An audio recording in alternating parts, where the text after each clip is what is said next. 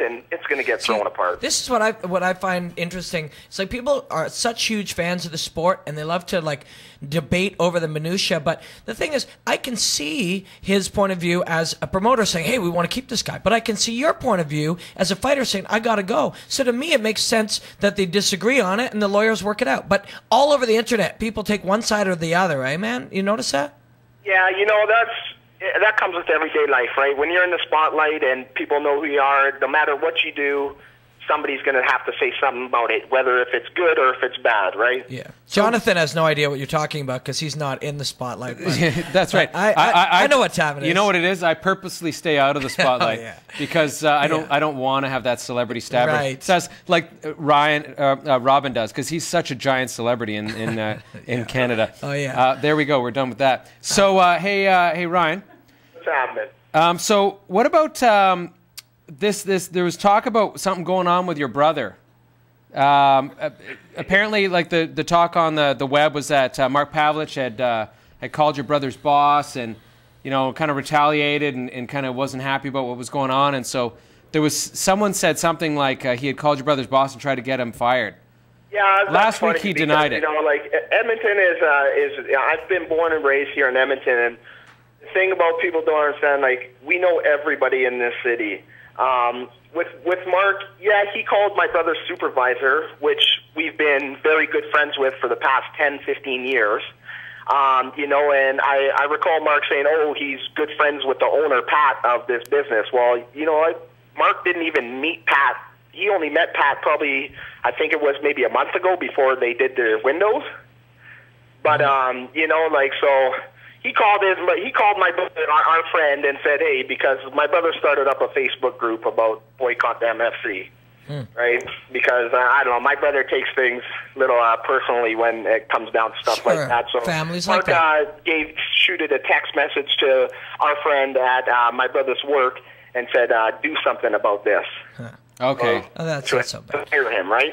So okay, so it wasn't like an all-out get rid of your brother kind of thing in an attack, but at the same time, it looks like, you know, your brother took things personally, he took and then he kind of retaliated a little bit, and that kind of is really where it was. How does something like this come to this? Like, you guys were obviously friends and you worked close together, right? And you know, from the outside, you look and go, okay, well, there was a negotiation and people weren't in agreement. But then it gets personal and you guys dislike each other and now you're not friends anymore. You lose friendships and stuff. How does it come to that in business? Like, what goes down to take us there? Well, see, you know, in business, it shouldn't come down to that, right? Yeah. But when you start bringing your personal feelings into it, then you're going to lose friendship over it, right? You know, I gave Mark got me when I was young, and I didn't know nothing about MMA, and I just wanted to fight because I like to fight. So, you know, everything was good, and, you know, I felt that, you know, I was doing my part. Okay, I got to work myself up. You know, I got to, you know, pay my dues into this sport and into his organization, which I did. And, you know, once I started hearing about people getting paid this, and, you know, this place wants to offer me this, but I can't go fight over at this place because I'm only allowed to fight in this organization. It's like, you know, it's kind of, I got to make money. This is what I do for a living, right? Yeah, well, you've got a family as well, right? Pardon me? You got a family. You have a family as well, right? You know, like, and this is what I do for a living. So if I want to get paid, you know, I go into every fight to win. No matter what, in my head, I go into every fight to win. There's no question that I'm going to lose a fight. Yeah, that shows. But when I go into a title fight and I'm making $3,000 to show and $3,000 to win, and I lose that fight, $3,000 covers my rent and my bills and a little bit of food. Yeah. You know, so now I'm thinking, okay, well, these people are offering me this much, but, you know, I'm a star in this show right now, and I'm bringing in the fan base here. Yeah. And, you know, I just look at it and it's like, okay, well, there's costs and there's benefits. Yeah. Right? And really, you know, the benefits to me staying there, okay, I'm live on TV. That's pretty much it. Yeah. Yeah, That's and you know, I think sometimes it happens where, and then maybe this happens with the younger fighters, is that they sign a longer-term deal. So they sign a multi-fight deal, and then they really do well. And then they find that deal isn't fair anymore. You know what I mean? Like, if they're going to kind of, you know, win and lose and that kind of thing, and depending on how well they draw, that could be a fair deal continuing on. Yeah, but once you become a star, once you become the star of the show, Yeah, it's not fair. then reality is you're drawing the vast majority of the people that are going to be in there. It turns out not to be such a fair deal in the end, right? Yeah, that's why, my first fight with Mark, we signed a single fight agreement. From there, I signed a 5-fight agreement. So, okay, I'm signing this 5-fight, this is how much I'm getting paid, okay. But now when I get to, my 5th fight, and I'm fighting Pete Spratt for $850 to show and $750 to win. Yeah. There ain't no logic in that. Yeah. And I'm the main event. I'm selling over 350 tickets. Yeah. Right. Well, to be devil's advocate for a sec, when you look, like, we're at a point in the sport where everybody's saying that everybody should get paid more, and we all think that as fans, as fighters, everybody. But even the UFC is paying like $3,000 to show and $3,000 to win. Not on the main card, but on the bottom But those card. guys make billions of dollars. But the difference, but I have to say though, I think the difference. Wait, you got to look at it this way too: is that Dana is paying those guys $3,000 to show and $3,000 to win. It's their first fight in the UFC. Those guys are paying their dues. But when the thing is, what Mark did with me is he saw that I was a very marketable person. Yeah. I got the look. I'm not being cocky about myself, but I'm just saying what thousands of other people have told me. No, it is what it is, right? Yeah. It is what it is, right? I got the look. I got the style of the fighting. I got the personality. It's exciting. Yeah. And you're an it's, exciting fighter. and I bring in fans. Yeah. So, when I go to the UFC, maybe it might be different than that guy who fought in the UFC for 3-3 because maybe, they'll see that, okay, this guy's very marketable. We can put him here. We can put him there. That has a big thing to do with it too, right? Yeah. Right. Plus, Ryan, That foreign guy, nobody's going to want to see you.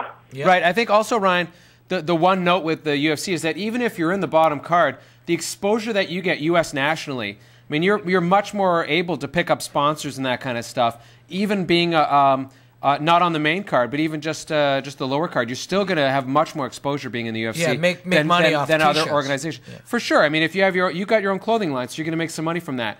You're going to be able to sell more stuff. You're going to get more exposure, and you're going to get more endorsement deals and that kind of stuff. Which is the right idea, I think, for you to be able to.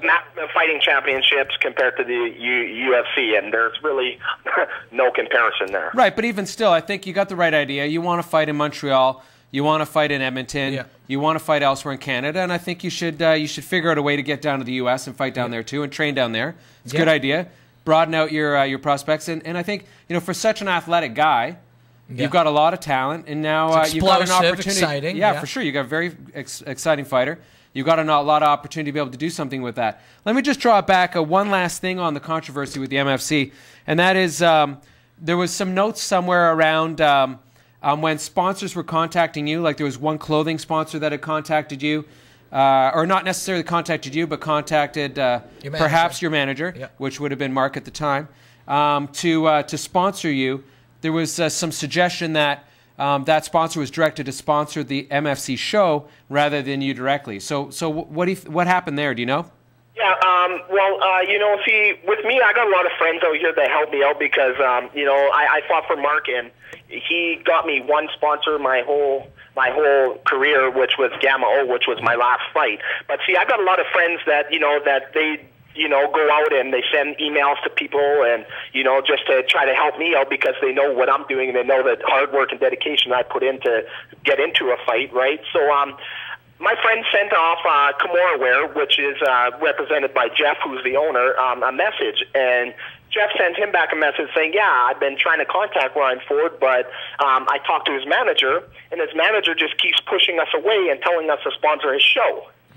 Now, what kind of manager is trying to... That's a thing where there's a conflict of interest between manager and owner of the promotion that I am fighting for. I think he even mentioned that himself. Like, I think in retrospect, when we had Mark on the show, he was like, I can't do that anymore. I think he realized... Well, he said he can't manage fighters and have a promotion company at the same time, or at least manage fighters that are in his promotion. Yeah. But he didn't really talk specifically about what Ryan's talking about, which is this particular situation. But I think he and other guys who are doing that now are having to realize that it is too much of a conflict of interest. Right. So I don't think you're going to see much of that anymore. In a way, he's looking out for my interest too, but he's looking out for his best interest, which is the MFC, because that is his life, right?